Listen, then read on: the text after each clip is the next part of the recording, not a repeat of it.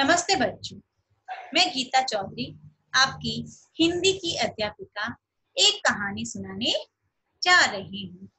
बच्चों, एक ऐसा पक्षी जिसके बारे में माना जाता है कि वह दूध और पानी को अलग करता है, वह पक्षी है हंस। और एक ऐसा पक्षी जिसका महत्व श्राद्ध पक्ष में बढ़ जाता है, वो पक्षी है कौवा। तो बच्चों, ऐसे ही हम एक हंस और कौवे की कहानी पढ़ने जा रहे हैं। बच्चों, इस चित्र में आप देख सकते हो एक हंस है और एक कौवा है। हंस सफेद होता है और कौवा काजल की तरह काला होता है। इस कहानी की ओर बढ़ेंगे। हंस और कौवा एक लोक कथा है। एक लोक कथा है। लोक कथा का अर्थ होता है वे कहानियां जो मनुष्य की कथा प्रवृत्ति के साथ चलकर विभिन्न परिवर्तनों एवं परिवर्धनों के साथ वर्तमान रूप में हमें प्राप्त होती हैं। लोक गीतों की भांति लोक कथाएं भी हमें मानव की परंपरागत वसीयत के रूप में प्राप्त हुई हैं। परंपरागत मतलब हमें अपने पूर्वजों से मिली हैं, जिसकी रचना किसी लेखक ने नहीं की है। दादी अथवा नानी के पास बैठकर हमने जो बचपन में कहानियां सुनी जाती हैं, चौपालों में इनका निर्माण कहाँ, कैसे और किसके द्वारा हुआ, ये भी बताना असंभव है। उन्हें हम लोक कथा कहते हैं। ऐसी ही एक लोक कथा के बारे में हम पढ़ेंगे। उद्देश्य। जब भी कोई कहानी या कथा लिखी जाती है, उसका कोई ना कोई उद्देश्य होता है। इस कथा का भी उद्देश्य है कि हमें अपनी क्षमताओं के अनुसार कार्य करने की सीख देना, दया और विनम्रता जैसे नैतिक गुणों का विकास करना, शक्ति और विनम्रता का संबंध बताना, अहंकार से बचने की सीख देना और दूसरों के गुणों का सम्मान करना। इस कथा से हमें यह सीख मिलती है। बच्चों, कहानी शुरू करेंगे।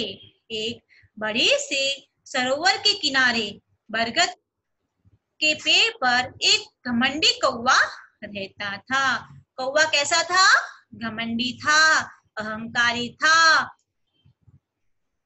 कौवा कैसा था? काजल की तरह काला, काना और लंगड़ा था। वह उड़ता तो ऐसा लगता मानो अब गिरा तब गिरा। फिर भी उसका दिमाग हमेशा सातवें आसमान पर रहता था।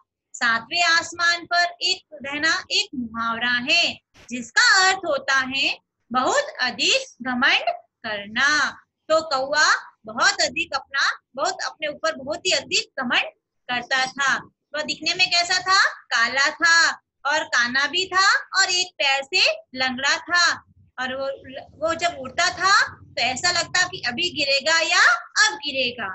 फिर भी वह हमेशा घमंडी बनकर रहता था। कौवा लाल बुझक्कर बनकर बैठता और सभी कौवों को डराता। कौवा कैसा था? लाल बुझक्कर का अर्थ होता है किसी घटना या बात के रहस्य को बिना समझे मूर्खतापूर्ण उत्तर अर्थ निकालने वाला। जैसे कि वो क्या था? एक मूर्ख था। कौवा हमेशा मूर्ख बनकर बैठता और सभी कौवों को डराता रहता था। और जब उसने हंसों को पहली बार देखा तो उसने उनके सामने अपनी क्षमताओं का बढ़ चढ़कर बखान किया। एक बार हंस वहां पर आए और जब हंस आए तो उसने हंसों को जब पहली बार देखा, उसने उससे पहले हंसों को नहीं देखा था अर्थात वह सिर्फ कौवों के साथ ही रहा था। तो उसने हंसों के सामने गया तो उसने अपनी क्षमताओं का बढ़ चढ़कर बखान किया। बखान करना था प्रशंसा की। उसने खुद की प्रशंसा की और उसने हंसों को कम दिखाने के लिए, नीचा दिखाने के लिए एक के बाद एक 51 उड़ाने दिखाई। अब हंसों ने नहीं कहा था कि हमें तुम्हारी क्षमताओं का प्रदर्शन दिखाओ, मगर फिर भी उसने अपनी क्षमताओं का प्रदर्शन किया, अपनी 51 उड़ाने दिखाई। इस प्रकार वह दिखाना चाहता था कि वह कितना शक्तिवान है और कितना क्षमतावान है। और हंस उसके ऊपर मन ही मन हंसते रहे। जब हंसों की बारी आई तो उन्होंने कौवों को एक साथ उड़कर उड़ान देखने के लिए कहा। उसने कौवे से क्या कहा कि ऐसा करो कि जब हम उड़ेंगे तो तुम भी हमारे साथ उड़ना, ताकि यह पता चले कि कौन कितना पानी में है, कौन कितना कमजोर है। जब उड़ान शुरू हुई तो मगर कौवे ने उनसे कहा कि मैं तुम्हारे साथ नहीं उड़ूंगा, मैं तुम्हारे आगे उड़ूंगा। कौवे ने हंस की उड़ान को बेदम कहते हुए कहा कि हाथी के दांत खाने के और दिखाने के और होते हैं। खाने के और दिखाने के मतलब जो दिखाई देता है वो एक क्या है, लोकोक्ति, लोगों द्वारा कही गई युक्ति, तथा जो दिखाई देता है वास्तव में उसमें सत्यता नहीं होती है। अर्थात जो कौवा दिख रहा था, जो बढ़ चढ़कर प्रदर्शन कर रहा था, वास्तव में वह इतना क्षमतावान नहीं था। उड़ान की शुरुआत में हंस को उड़ने में कच्चा बताते हुए कौवा आगे बढ़ गया। जब उड़ान शुरू हुई तो हंस ने हंस को कच्चा बताया। किसने बताया? कौवे ने। क्या कहा? तुम उड़ने में बहुत ही कच्चे हो, तुम तो पीछे रह गए, मैं तो देखो आगे बढ़ गया। और आगे बढ़ते हुए उसने हंस को कच्चा उड़ने में कच्चा बताया। कच्चा था जैसे कि अनएक्सपीरियंस, और एक कच्चे का अर्थ होता है रॉ। अनेकार्थक शब्द है ये बच्चों, ठीक है। आगे बढ़ेंगे। अब कौवा बहुत थक गया था, अब कौवा बहुत थक चुका था, अब बहुत उड़ लिया, वो आगे था मगर वह अब पीछे रह गया। क्यों? क्योंकि वो बहुत ही थक गया था। अब उसके पंख पानी को छूने लगे थे। जो सरोवर का पानी था उसमें पंख उसके डीप होना शुरू हो गए थे। अब उसके जब पंख डूबने लगे, छूने लगे पानी को, तो उसकी चोंच भी पानी को छूकर उड़ने लगी। कौवे को हंस ने 52वीं या 53वीं उड़ान कहकर मजाक उड़ाया। जब उसकी चोंच पानी छूने लगी तो हंस ने उस कौवे का मजाक उड़ाया। क्यों उड़ाया? क्योंकि कौवा बढ़ चढ़कर अपनी क्षमताओं का प्रदर्शन कर रहा था, इसीलिए उसका मजाक उड़ाया। बाद में जब कौवा पानी में डुबकियां खाने लगा, डुबकियां अर्थात पानी में डीप होने लगा, तो हंस को उस पर दया आ गई। उसने फुर्ती से उसे पीठ पर बिठाकर आसमान की ओर उड़ चला। उसे आसमान पर उस आसमान की ओर लेके गया ताकि वो पानी में डूबे नहीं, और उसकी मदद की। अभी कौवा उस पीठ पर बैठ के बहुत ही डरने लगा। इसी बीच कौवा चकराकर थर-थर कांपने लगा और हंस को कहा कि उसे नीचे उतार दे और वह उसे पेड़ पर बिठा दे। मगर हंस ने इस उड़ान को अपनी एक उड़ान बताई।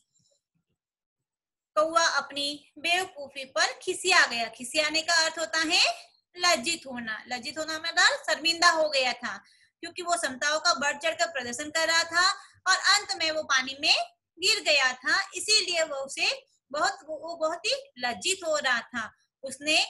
उसके गिर गिराने पर हंस ने उसे नीचे उतारकर बरगद के पेड़ पर बिठा दिया।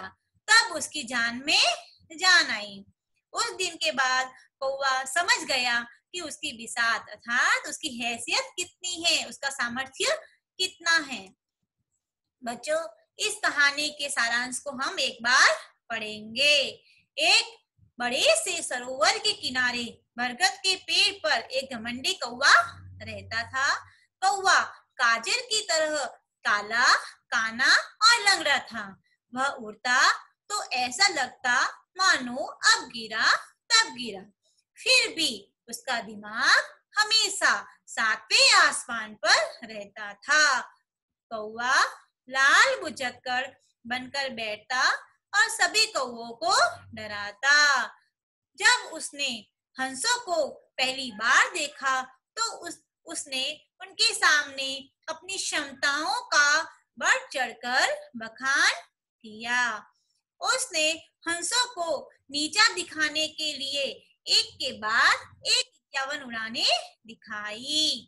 जब हंसों की बारी आई तो उन्होंने कोए के साथ उड़कर उड़ान देखने के लिए कहा, ताकि पता चल सके कि कौन कितना पानी में है।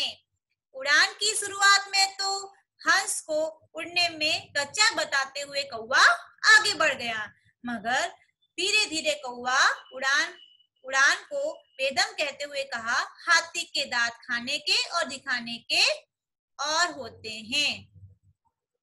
अब कौवा बहुत थक चुका था, वह पीछे रह गया। अब उसके पंख पानी छूने लगे थे। पानी में चोंच छूकर उड़ रहे कौवे को 52वीं या 53वीं उड़ान कहकर उसका मजाक उड़ाया गया। जब कौवा पानी में डुबकियां खाने लगा तो हंस को दया आ गई और फुर्ती से उसे पीठ पर बिठाकर आसमान की ओर उड़ चला। इसी बीच कौवा चकराकर थर-थर कांपने लगा।